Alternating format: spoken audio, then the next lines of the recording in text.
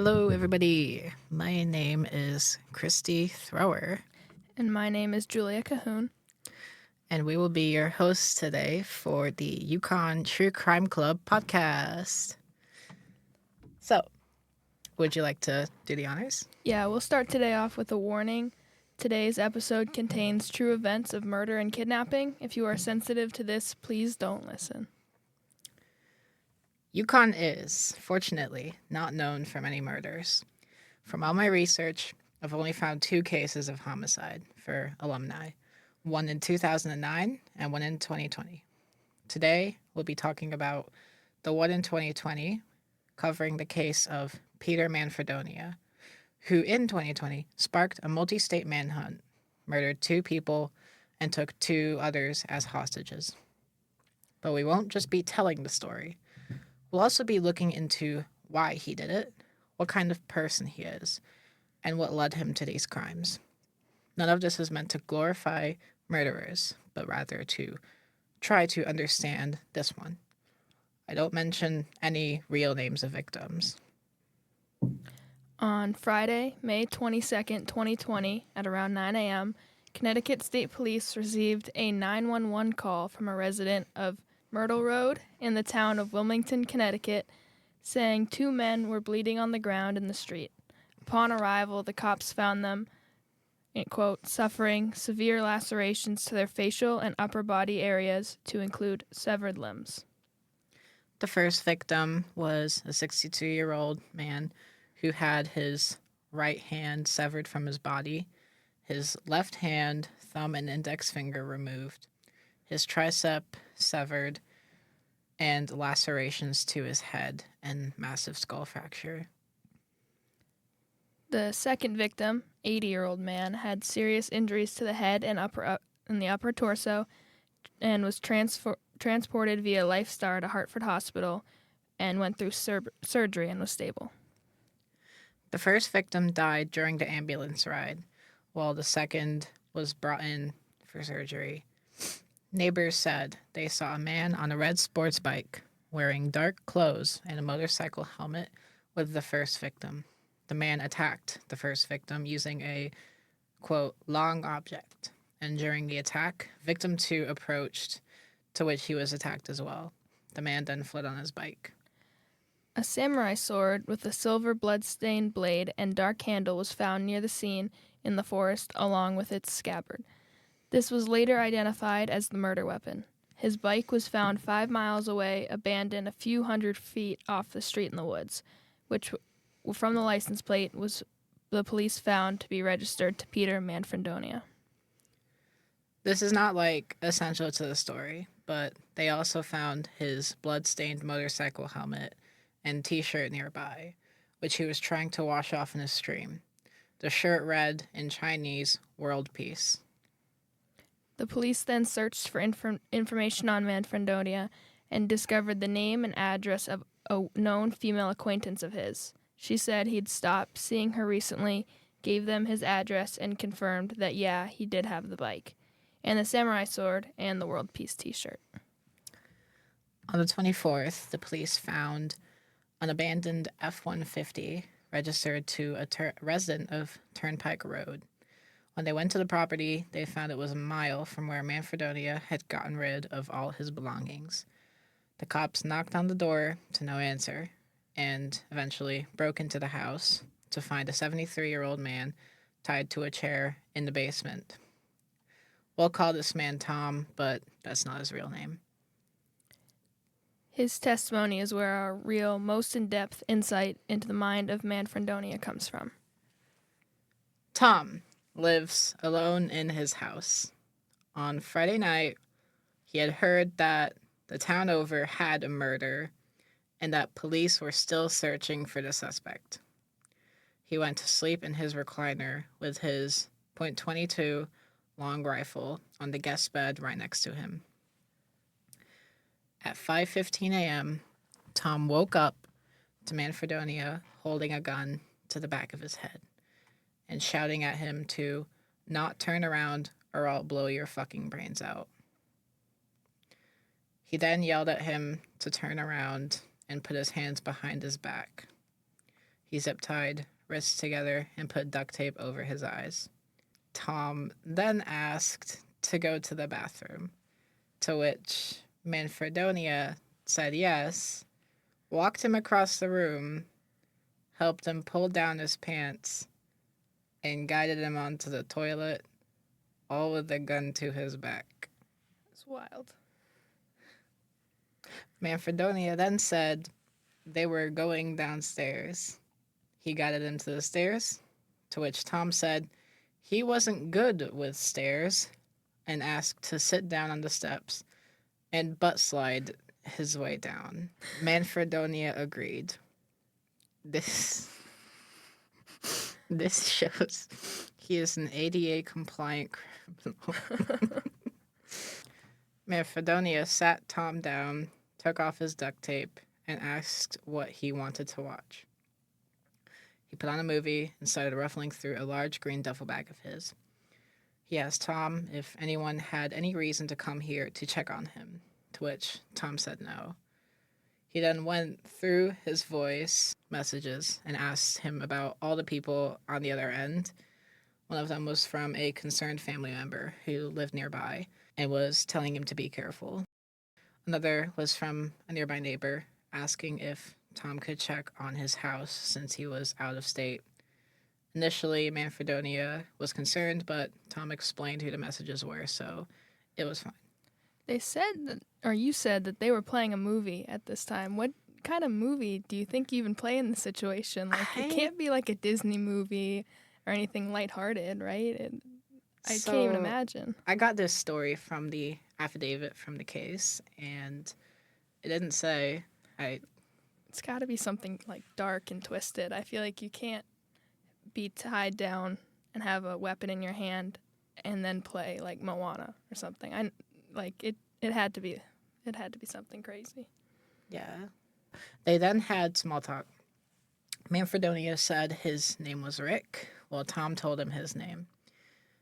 He then told him how he broke in by using a ladder from outside to climb up the air vent in the garage, and then popping out of the air vent and shimmying down the beam onto the welder, which was actually Tom's generator. He then used a saw from the garage to cut a hole in the hollow door so that he could reach in and unlock the deadbolt. They then proceeded to watch TV for a few hours. After a while, Tom had to go number 2, which Manfredonia wasn't so happy about. He suggested he could take the cushion out and put a pot under the seat, to which Tom said he couldn't do that, so he let him go upstairs with a gun behind him. He, quote, closed the door a little bit and watched him through the mirror. They went back down, to which Manfredonia started to zip tie his feet and put duct tape around his chest and feet. Then Manfredonia asked if he had any more duct tape and told him where it was. He said that's where he had already got it from, and so he got the clothesline rope from a marked box in the cellar and tied him to the chair.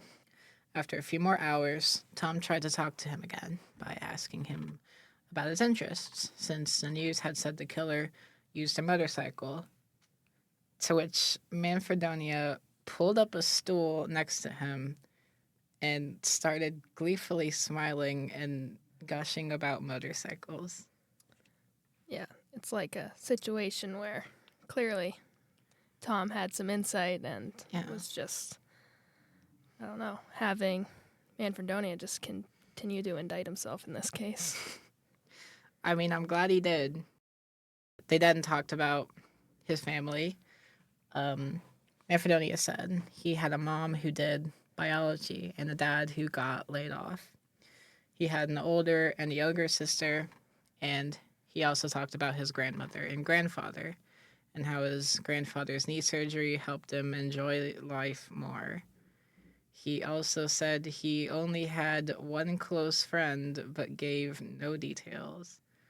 While they were talking, the news came on and showed a pic of the suspect who looked like a younger Manfredonia. Tom asked why Peter said his name was Rick, to which Peter said, just for the hell of it. Frankly, at this point, I've been nearly just quoting the affidavit statement because I don't want to get any word wrong. And this is the most important part. So I'm just going to read this bit word for word. I asked if he wants to talk about what took place with the murder, and he told me that he hadn't slept for 5 days and that he had just flipped. He said he didn't know why he did it and that he was remorseful for it.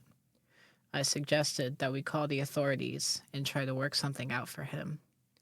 He was calm and apologetic, but couldn't explain why he did that. I asked how old the guy was that he got into the confrontation with, and he said he wasn't that old, which we know is a lie. He said that he couldn't believe that he could do that, but then his demeanor switched immediately. I was trying to be very careful in what I asked because there were things that he wouldn't talk about. While we were talking, he was very careful about what he would say, and it seemed like he didn't want to face the reality of what happened. We were talking about the murder of the man in Wellington from the day earlier, and he talked about it as if he were the person who committed the murder, but he wouldn't talk about any specific events regarding the murder itself, or what happened before or afterwards. Although I did ask if he had a cell phone, and he told me he did, but he ditched it because he expected the police to trace it. I had suggested he turn himself in again, and he made it clear that wasn't an option. He told me he was going to have 2 good weeks, and then he figured it would end in either a shootout, the death penalty, or life in prison. The tone of conversation changed, and Peter seemed irritated, so I didn't push things any further. He went back to the couch, and we continued watching movies on the TV. So I just want to say really quickly, I believe this is key to understanding Manfredonia's psyche, which I'll get back to after we finish the story. To continue, the family member from before left another voice message. Peter told Tom they had to call her back and tell her everything's okay, which he did. After that, they heard a knock on the door and the house phone ring. Peter asked Tom who it was, and Tom said it was a neighbor who was actually the husband of the family member, but he didn't tell Peter that, and opened the phone to tell him what to say. The family member asked where he was, to which Peter told him what to say. The family member wanted to get together in the morning, and Peter was holding up 2 fingers telling Tom 2 days, but Tom said tomorrow morning. They ended the call, and Peter said his buddies screwed up the next morning for him. Tom told Peter there is food upstairs and that he could have whatever he wants, to which Peter asked him if he wanted him to make him something. Tom said no, but Peter did bring him back a drink for his medications.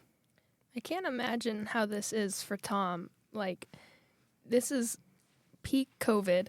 He hasn't probably seen anybody in person in so long. And all of the crazy home invasion stuff aside, now you just have a random man asking to make food in your house after having not seen anybody for months. I just can't even picture that. I was talking with my mom, and after I read her this, and she was like, he should go to a nursing home. Yeah. Although he's probably, during COVID, he wasn't much safer there than he is here. Peter began to prepare his things on the couch and asked if Tom's credit card, which he wanted to take, was a debit or a credit card and what it needed to be used. He also said he was going to take a car, to which Tom asked him not to take his late wife's Jeep, but instead his white Ford F-150, to which Peter obliged.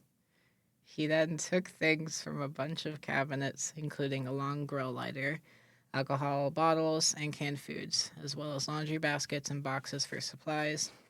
He gathered things upstairs and came back down to tell Tom his plan that he was going to shower at some point and leave in the morning.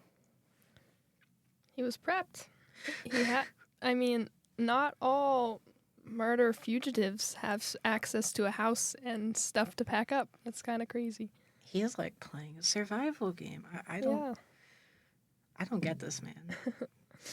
During the day, Tom peed in bottles, which Peter would put in the other room.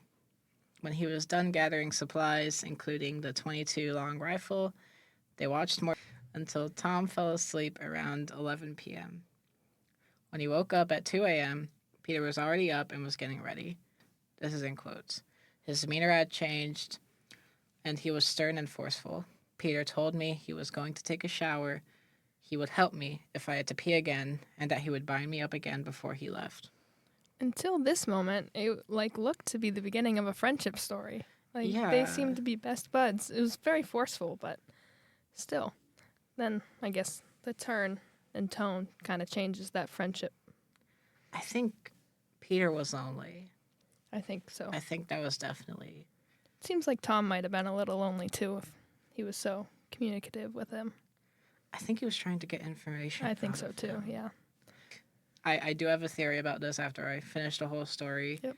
I think that the loneliness is a big part of why he acted the way he did. Absolutely. When Peter came back, his whole demeanor was different. He bound Tom to the chair tighter and pushed him closer to the TV so he couldn't see what he was doing. Quote, I could tell his whole demeanor was different, and it was all business with him. We had a good rapport the previous day, and as he was binding me so tight that I thought I wouldn't ever get out, I made a comment that maybe he should just shoot me. And he said back, you want me to shoot you? So I knew I couldn't joke with him anymore. He was still in front of me, tying the ropes tighter, and when I looked at him, he had the same blank stare that he had the day before. I think that friendship just ended. Yeah, that is scary. Okay, that 0 to 100. Right. Peter told Tom if he made any movements, there'd be serious consequences. He said if no one found him by 10 a.m., he'd call the police at noontime and tell them he was down there. He then shut off all the lights, got in the car, and drove off. Fast forward 2 days, and Tom is found by the cops. Well, thankfully, Tom ended up okay, and that's why this part of the story, we were able to be a little bit more lighthearted in the lighthearted bits. It's unfortunately not the end of Manfredonia's crime spree. On May 24th, also 2 days after he left Tom, he went on to go back to the Derby home of his aforementioned one friend, who was just 23 years old, and fatally shoot him. They had grown up together since primary school and had supposedly been best friends ever since. He then forced his girlfriend into his car and fled the state. He dropped her off unharmed at a rest stop near Paterson, New Jersey, with her car, a 2016 Volkswagen Jetta, before taking an Uber to a Walmart in East Stroudsburg, Pennsylvania. He then stole another car and abandoned it in Chambersburg before taking another Uber to Hagerstown, Maryland, where he was caught without a fight near a truck stop. Later, according to CBS News, quote, Manfredonia's lawyer said Manfredonia was having mental health problems at the time, and it was difficult for him to get the help he needed during the first months of the coronavirus pandemic. His mental health issues weren't being addressed, and unfortunately he had a psychotic episode, said the lawyer. So that is the full events of the case. Yes. So we had a lot about Tom, and again, Tom is not his real name, but I needed a name for him because he's half the damn story. A lot of it is about Tom because I believe Tom is that those interactions are key to understanding his actions. Right. Such as like his, embarrassment and shyness to talk about his friend, his plans being interrupted, like when he said he needed 2 days, and then 2 days later he shot his friend. Yeah. I think it changes the story from a motive to looking more into the psyche of a crazy man. Like it doesn't explain everything, but it certainly does give reason to believe that this was not revenge or vengeful in any way. It was something going on in his own head. could have been vengeful in a way. Like, it That's could true. be that the mental health issues that he was experiencing were a psychotic break that was the catalyst he needed to enact his vengeance. That's true. I just don't believe that the victims were chosen for a specific reason. I think with the old man, that at first, absolutely. That one was almost definitely mental issues. However, him shooting his best friend, with how planned it seemed after his talks with Tom, I believe it's possible that there was a vengeance motive considering just how close they were.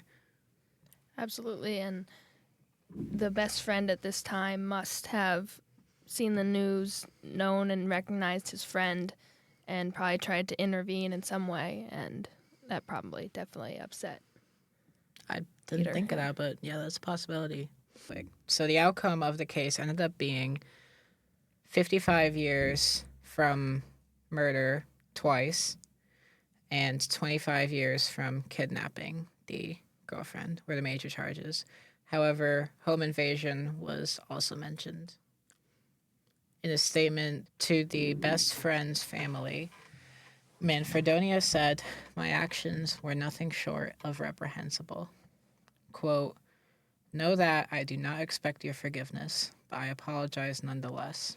What I did was inexcusably horrendous, and I will regret it every day for the rest of my life, not because of the consequences that it has had on me, but because of the consequences it has had on your family." Manfredonia said, adding that his actions were senseless. As the family came out of court, they did say justice has been served and that they could begin to heal. Yeah, I mean, for the family, I think that sentence is probably a lot of what they needed to start that healing process. That sentence is going to put him away his whole life. They're not going to have to worry about seeing his face in Connecticut for a very long time. And I think that that's probably the biggest step to be taken towards healing. I think that you can't have a happy ending in homicide. It's That's always right. going to leave a hole in your heart, but that's, I think, as close as it can get. Right, especially when the killer is somebody you knew as well and was best friends with your son. So to have him being put away and out of your life when he's been a part of their life for so long, I think that's a good step. But like you said, there is no true healing and justice in such a horrible case. I could not find in any other news articles Manfredonia giving any sort of reason on why he killed his best friend. Yeah. So we kind of just have this statement that seems to me, and I know I'm not a part of the case, it seems to me genuine. I agree. That's what I was thinking when I read it. That seems like the words of a sane person who has come to terms with what he did. That doesn't seem like a person who has no idea what they're doing, which might be scarier, but I do think it speaks to his guilt. So we don't have an explicit motive for the murder of the best friend. We believe the motive for the first murder was a psychotic episode. Yep. And now we're left with someone who seems sane. Yeah. I'm confused. It's crazy. It's bipolar, actually, is the word that comes to mind. So with that, let's go into my theories. All right. So I was going over this case, right, with my mom, and there were a couple times where I just had to say out loud, what the hell? And since she was sitting right next to me, she asks, I guess, why do you say that? And I tell her and say, I don't understand why this guy would do such awful things, yet be so chill and even darkly humorous, and also show full remorse after. Yeah. Her theory was that probably at the very least for the first murder, but maybe even for the second murder, he'd had a psychotic break, which we said, but it was because of him not sleeping for 5 days.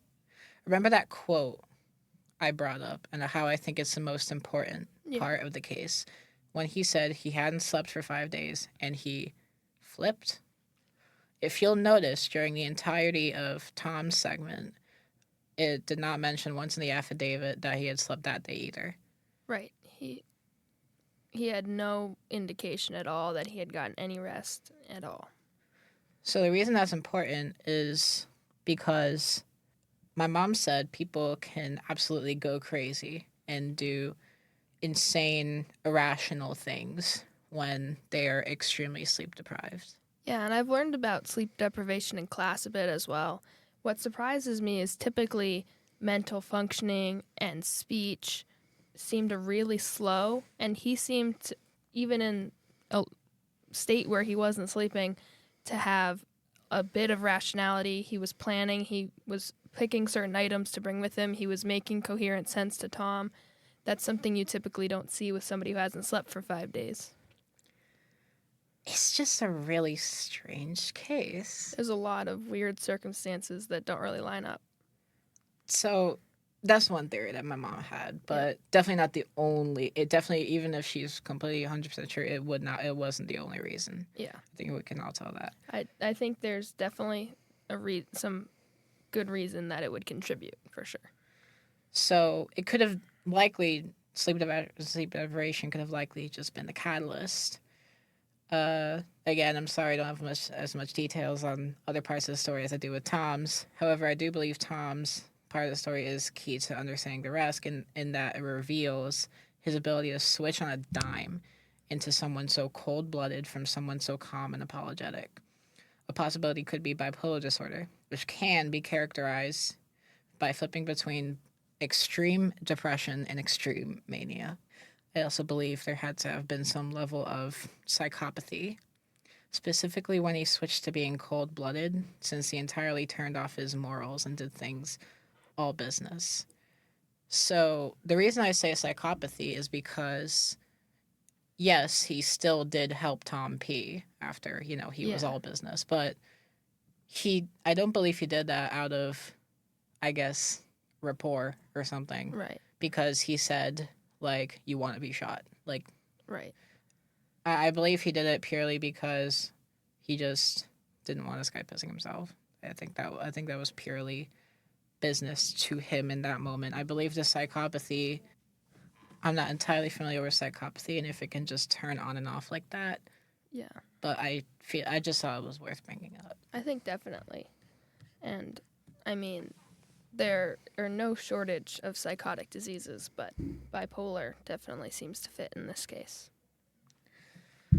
So, I guess that brings us to our last bit, which is takeaways. So, while I did include a lot of parts in Tom's story that were, frankly, out of an insanely dark comedy sketch, I included them for a reason, to show just how complicated this man is. Writing him off as just another psychopath does a disservice to the many other traits he exhibited and closes the door for any further introspection.